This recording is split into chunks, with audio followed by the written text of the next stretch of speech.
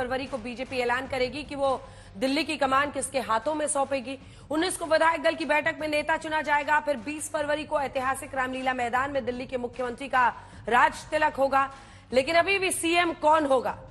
10 दिन बीत गए लेकिन हाथ खाली है।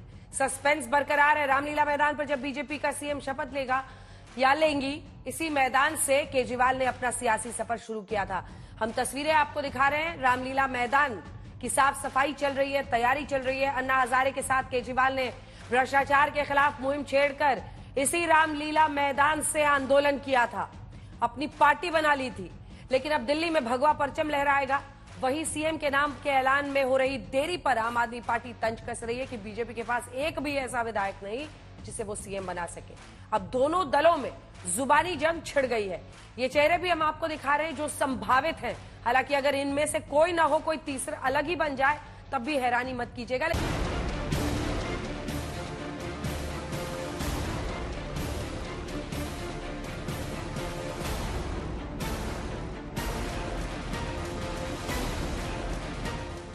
पांच फरवरी को दिल्ली विधानसभा चुनाव के लिए वोटिंग हुई। 8 फरवरी को नतीजे आए तो बीजेपी को प्रचंड बहुमत मिला। ऐसा लगा कि 2-3 दिन में बीजेपी आलाकमान दिल्ली के नए सीएम का ऐलान कर देगा। लेकिन महाविजय के बावजूद अभी तक इस पर सस्पेंस बरकरार है। सूत्रों के मुताबिक 20 फरवरी को शपथ ग्रहण समारोह होगा, लेकिन सवाल है कि सीएम कौन होगा। बीजेपी की ओर से संभावित सीएम के लिए कई नाम सुर्खियों में। प्रवेश वर्मा, रेखा गुप्ता, सतीश उपाध्याय, विजेंद्र गुप्ता, मोहन सिंह बिष्ट, आशीष सूद। लेकिन ये सिर्फ कयास है। लेकिन मोदी के मन में कौन है? उधर मुख्यमंत्री के रूप में महिला चेहरा भी सामने आ सकता है। इनमें रेखा गुप्ता, शिखा राय और नीलम पहलवान जैसी नेताओं के नामों की चर्चा हो रही है। अब आम आदमी पार्टी सीएम के नाम में देरी को लेकर तंज कस रही है। लेकिन ये भी सच है कि इससे पहले बीजेपी हरियाणा, महाराष्ट्र, राजस्थान, मध्य प्रदेश जैसे राज्यों में भी बम्पर जीत के बावजूद मुख्यमंत्री चुनने में काफी वक्त लेती रही है। आज ये बिल्कुल साबित हो गया है दिल्ली वालों के सामने कि भारतीय जनता पार्टी के पास मुख्यमंत्री का कोई भी चेहरा नहीं है। मुझे लगता है सुर्खियों में रहने की उनको ऐसी लत है कि वो कुछ भी कहीं पे भी कहने को तैयार हैं। ऐसी उनको क्या हड़बड़ी मच रही है, उनको क्या जल्दबाजी है? अब तक 10 साल जो आपने इतने वादे किए थे उसमें तो आपने कोई जल्दबाजी दिखाई नहीं। सूत्रों के मुताबिक 19 फरवरी को बीजेपी विधायक दल की बैठक होगी, जिसमें विधायक दल का नेता चुना जाएगा। फिर 20 फरवरी को दिल्ली के ऐतिहासिक रामलीला मैदान में शपथ ग्रहण हो सकता है। यानी माना जा रहा है कि 48 घंटे के अंदर बीजेपी नए सीएम के नाम का ऐलान कर देगी। लेकिन संयोग देखिए, ये वही रामलीला मैदान है जहां कभी केजरीवाल ने भ्रष्टाचार के खिलाफ अन्ना हजारे के चेहरे पर देशव्यापी आंदोलन शुरू किया था और बाद में जनता की मांग बताकर आम आदमी पार्टी का ऐलान किया था।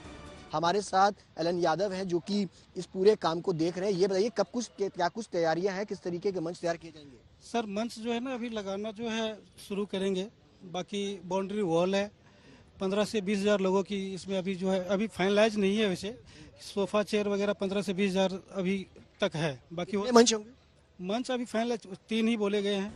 लेकिन शपथ ग्रहण को लेकर बीजेपी में बैठकों का दौर जारी है, जिसमें भव्य और ऐतिहासिक शपथ ग्रहण के मेहमानों के नाम से लेकर सारे इंतजाम पर विस्तार से चर्चा हो रही है।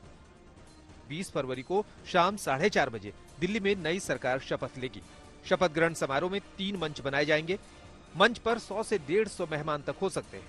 वहीं आम लोगों के बैठने के लिए 30,000 कुर्सियां लगाने की बात सामने आ रही है। उधर शपथ ग्रहण समारोह में भले ही देरी हो रही है, लेकिन बीजेपी सरकार गठन से पहले ही एक्शन में नजर आ रही है, जिसमें सबसे ज्यादा एक्शन यमुना की सफाई को लेकर हो रहा है। दिल्ली के उपराज्यपाल वीके सक्सेना ने यमुना सफाई अभियान के लिए अधिकारियों के साथ बैठक की, जिसके बाद गाद हटाने और खर पतवार की कटाई के लिए आधुनिक मशीनें लगाई गई हैं। ये सब गाद यहाँ से हटनी जरूरी है, तभी स्मेल जाएगी। तो ये जो अभी जितने सॉलिड वेस्ट हैं, अब उस कॉर्नर पे अगर आप देखें तो लोगों ने अपने बिल्डिंग कंस्ट्रक्शन के मटेरियल चुपके से रात को आके यमुना के अंदर डंप कर जाते हैं। तो इन सब को उठाना है, रोकने का भी प्रयास करना है, जनता को भी जागरूक करना है।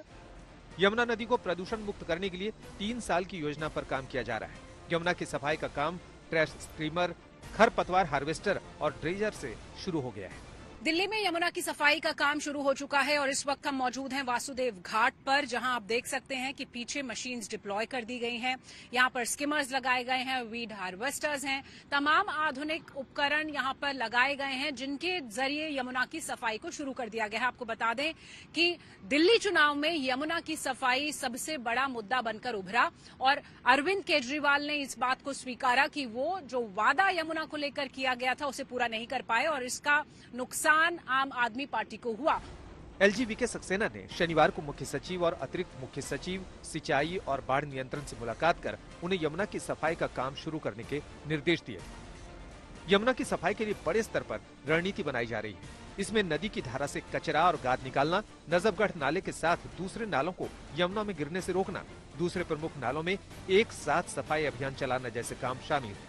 दिल्ली के एलजी अगर अब ये काम कर पा रहे हैं तो निश्चित तौर से ये क्लियर हो गया कि ये गंदी राजनीति कर रहे थे और पहले काम जानबूझ के नहीं कर रहे थे या फिर हमें जानबूझ के रोक रहे थे।